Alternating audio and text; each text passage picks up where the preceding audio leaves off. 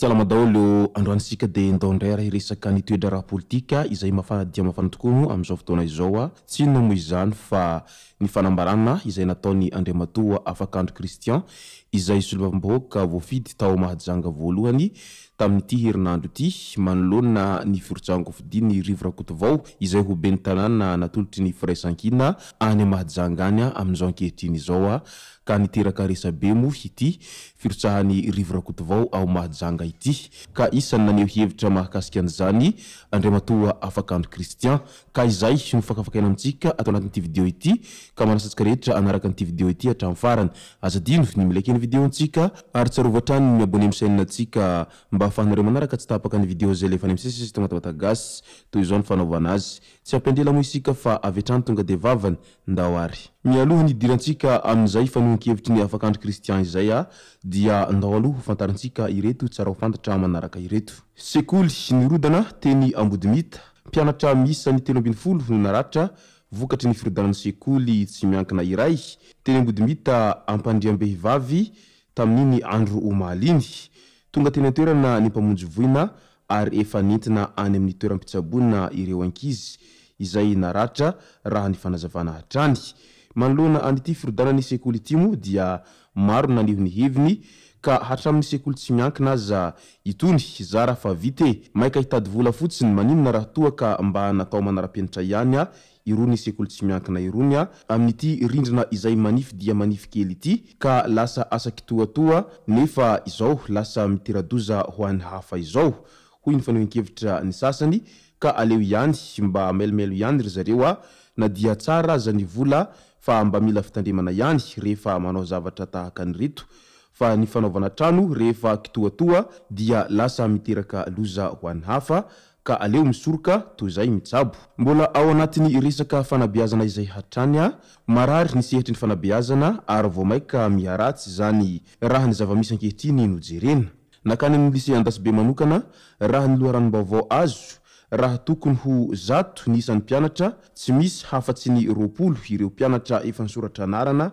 amin'izao 7 andro aorian'ny fidirana amin'ny fomba ofisialy izao antony nahatonga izany raha ny loharanom-baovao azo hatrany ny fahalafosany vola tsy maintsy haloha ka tsy takatry ny ray aman-drenin'ny mpianatra amin'izao fahasahiranana mianjady amin'ny vahoaka malagasy izao na dia voalaza fa maimaim-pona aza tsy zaka satria rehefa natao ny vinavina mahatratra amin'ny iray hetsy ariary isaky ny ray aman-dreny ny vola tsy maintsy haloha adidy amin'ny franc ka ny 2,4 ariary tapany voalohany tsy maintsy haloha amin'ny fotoana fisoratana anarana ny andraindrainy ray aman-dreny manoloana izany dia ny hitombony isan'ireo mpianatra misoratra anarana hampianana io vola izay adidy amin'ny franc io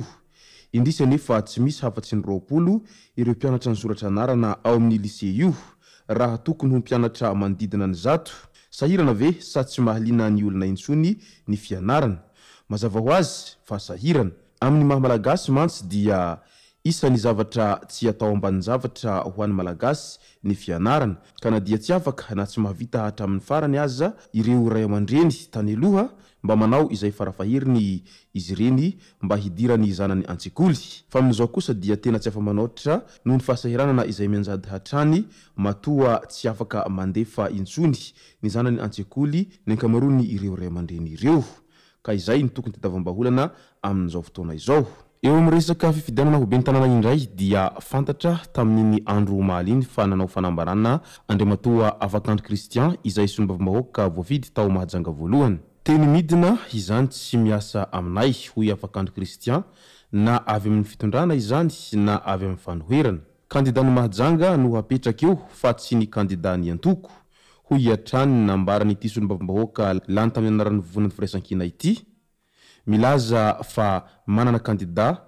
ho tohanana izy ary tsy ekena ny firotsahana fidiny Andriamatoa Rivo Rakotovao izay avy amin'ny firaisankina amin'ny fidianana ben'ny tanàna any an-toerana. Ho fantatra amin'ny sabotsy ho avy izao ny kandida izay ho tohanana. Satria mantsy raha ny fantatra dia i Rivo Rakotovao no kandida izay natolotry ny vovonan'ny firaisan-kina